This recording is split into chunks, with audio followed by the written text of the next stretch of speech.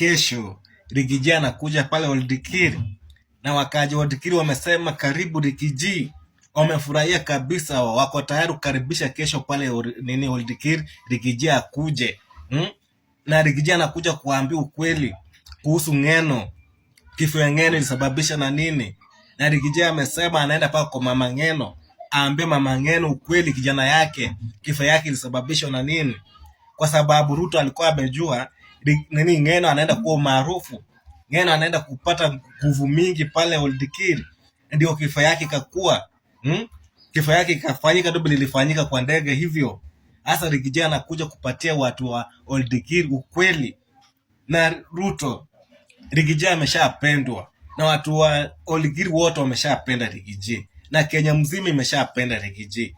Na Rigiji saa hii ni kiongozi anatambulika Kenya mzima kwa kutetea ule mnyonge na kutaka ule mtu mnyonge hapata haki yake.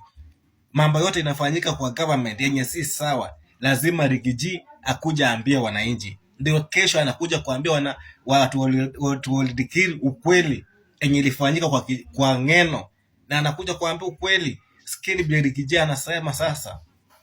Mimi nataka kwenda huko kwa Wakalenjin kesho. Emurua Dikir wamenialika huko. Huyu Kasongo na Murkomen wananitisha ati nisikanyange huko. Nataka mniombee. Utaniombea? Mtaniombea? Ndio nikienda kwa Wakalenjin niende na nirudi. Mniweke kwa maombi. Lakini hatuogopi, hatutishwi.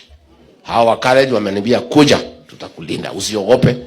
So mimi kesho nitakuwa pahali inaitwa Emurua Dikir. Leo naenda Murang'a. Siku ya Jumamosi nitakuwa Embu. Siku ya Jumapili nitaenda kanisa Karatina, niende Kirinyaga. Monday nikuje nikuwe